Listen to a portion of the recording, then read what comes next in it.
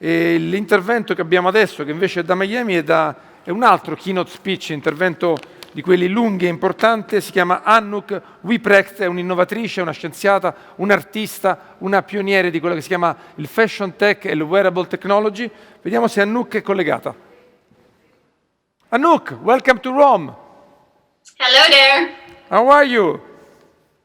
I'm doing very well. I'm looking forward to this. And so you're ready, the floor is yours. Thank you. Perfect. It is a pleasure to be with you this evening, and I'm looking forward to how the Maker Faire Rome unfolds digitally and to experience it with all of you. I am giving a talk tomorrow as well with Asher, the founder of Hyphen Hub. And the talk is going to be about interactive prosthetics and process. So you can join us tomorrow as well at 6 o'clock. So my background is I am a Dutch fashion tech designer. For the people that don't know me yet, I create interactive couture. And you can see one of the dresses behind me. It is a robotic spider dress that I created with the company Intel in 2015. And what I do is I combine fashion and technology, so I use a lot of electronics in my design. And in especially this spider dress, it works with interactive elements, so ultrasonic rangefinders. When you step in the personal space of this dress, it's reacting, as you can see here on the video. I have over 80 robotic dresses that are all interacting in a different way with the world around them almost. I started myself when I was 14 years old with couture and tailoring. When I was 17 years old, I got interested in robotics. So ever since I have been combining the two of these, and I've been doing that for about 18 years. So I have quite a bit of experience in there. I think as I started with these concepts in the beginning of 2000s, electronics were really bulky, they were really big. So something might have looked nice from the front, but when you turned around, there were like big computers on the back. And that, I think, all changed for me. In about 2005, 2006, I got known to Arduino, which is an open source platform which exists of a microcontroller that was easily to program in a simplified version of C++ at that time. And that was really great for a lot of makers and creators like me almost, you know. So this initiative has always been very inspiring to me. It gave us and the early makers the tools to prototype things faster and easier. And also the open source community at large, it created a place for sharing and caring. So Arduino inspired me, and basically I'm inspiring other people with sort of Arduino-based designs and all of that stuff. But my talk I don't want to make about my own work tonight. I'm standing in front of you to pay respect to the ever-evolving maker and technological culture surrounding us. And I like to take this moment to talk about the importance of maker, art and technology projects and collaborations, and how events like these are actively pushing and curating new ways of seeing the world. A world infused with people building their own dreams and communities.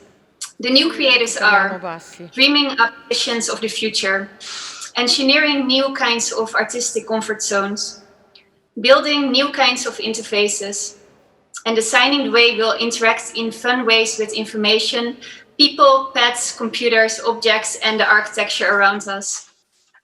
And at the other time, we are also living in quite crazy times because of the whole COVID situation.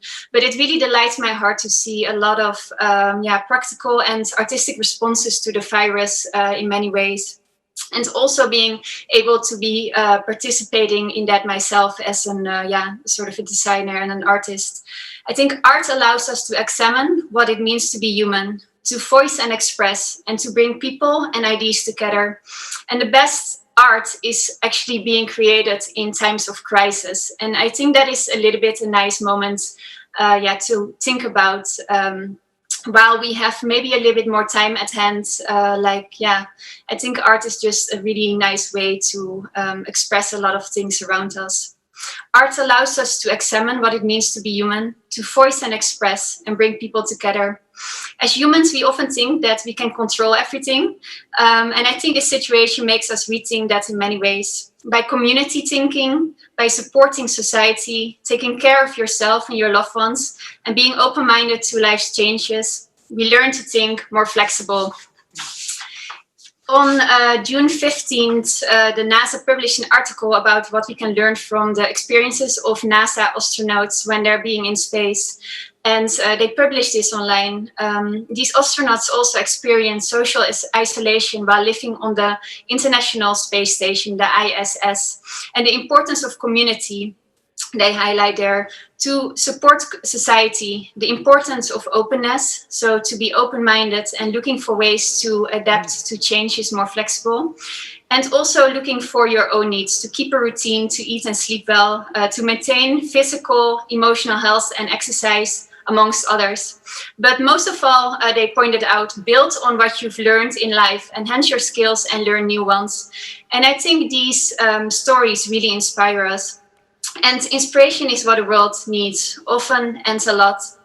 When I ever felt lonely or isolated at times the last few months, I thought of the astronauts in space, far from the Earth, in a floating home for months at a time. They inspired me to imagine a world within a confined space, but such great beauty as I see them gaze from the ISS to the world.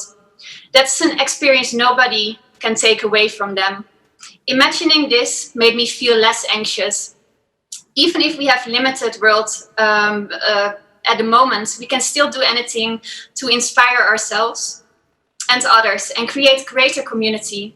And for that, I want to thank the maker community at large, makers around the world, and also the Maker Faire Rome in particular, for creating inspiration and spreading joy. You are the spaceship that shows us new visions, even if we cannot be physically there. So thank you. Thank you, Anouk. And so in my block notes, I wrote to be open-minded to life changes, and the best art is created in time of crisis. So I imagine that a great art is going to be created this year. And just a few words about what's going on in Florida right now. How is life now with the pandemic? Are people wearing masks? Yes. A lot of more people are aware. A lot of more people try to help the community by wearing masks, by doing social distancing. So I think it goes the right way. In America, definitely, there are a lot of cases of COVID. So that community feel, definitely, we need to work on a little bit more here still. Yeah. So I think the year 2020 is going to be remembered like the year of resilience. Which is your big dream for next year? What do you think is going to happen in an optimistic way? What's your dream? I think my feeling is that we think as humans that we are often in control of everything. But I think events like this are showing us that we are sometimes not, right? So I think having a much more flexible mindset and also a more caring mindset in the years to come for the world, for ourselves, for the humans, for animals, for whoever, I think that is really needed. And I think, yeah, the world shows us that we cannot always be in control at any time over this. Yeah. Yeah, you're it's right. A collaboration. I think we learn it. Thank you so much and good luck and Merry Christmas. See you next year in Rome, I hope. Thank you, Anouk. Sure.